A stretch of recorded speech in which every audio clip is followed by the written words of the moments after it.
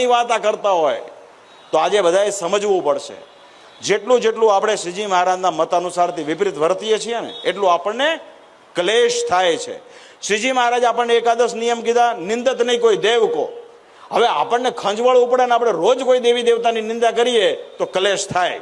એ બાતના બધા સાક્ષી છે. માટે બધાએ બહુ માપે માપે વર્તવું જોવે.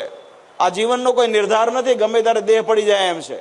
માટે ભલા થઈ જેમ આપણને આપણા સંપ્રદાયની, આપણા ઈષ્ટદેવની, આપણા પરમહંસોની ખુમારી હોય ને એમ અન્ય ધર્મો પરત્વેની પણ ખુમારી એટલે દ્રઢતા એના ભક્તોને હોય, એની પણ સભાનતાપૂર્વક આપણે સમતા રાખવી પડશે.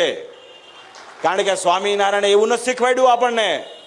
શ્રીજી મહારાજે કીધું અમારા આશ્રિતો જગન્નાથજીનો પ્રસાદ ખાવામાં દોષ નથી, અમારા આશ્રિતો દ્વારકાની યાત્રા કરવી, અમારા આશ્રિતો શિવરાત્રી આદિ ઉત્સવ આવે નહીં કરવી, અમારા આશ્રિતો જન્માષ્ટમીનો વ્રત ઉત્સવ ધામધૂમથી ઉજવવો, આદિ તમામ બાબતો હિન્દુ સનાતન ધર્મની મૂળભૂત વિચારધારા પ્રમાણેનું છે.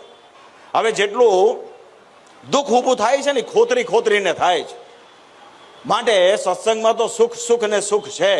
જેટલું ખોતરીએ છે ને એટલું આપણું દુઃખ છે. અહીંયા જે મંત્ર આપ સૌને અપાણો એ પણ પરાપૂર્વનો છે. એ મંત્ર છે શ્રી કૃષ્ણ ત્વમ ગતિર્મમ. શિક્ષાપત્રની અંદર ભગવાન સ્વામિનારાયણે કીધું કે અમારા ધર્મવંશી પાસેથી તમારે 8 અક્ષરનો મંત્ર લેવો. એ 8 અક્ષર યા છે.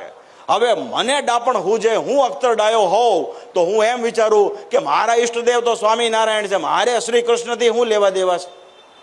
અને હું એમાં હરિકૃષ્ણ ત્વમ ગતિર્મમ કરું તો કેટલા અક્ષર થાય? કેટલા થાય? 9 થઈ જાય.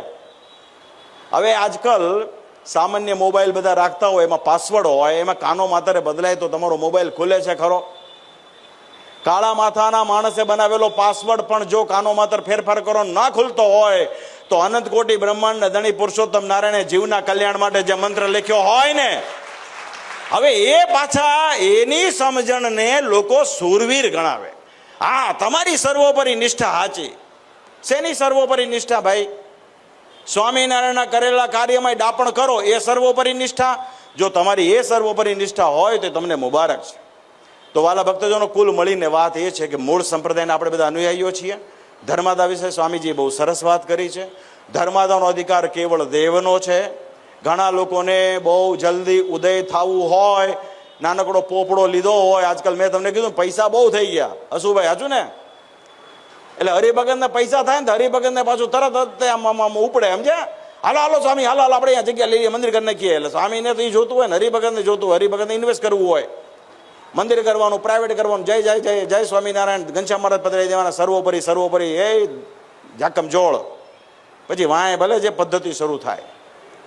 તો વાત એ છે કે ભાઈ સાહેબ, જેટલું સંપ્રદાયની રીત પ્રમાણે થશે ને એમાં જ ભગવાન રાજી થશે.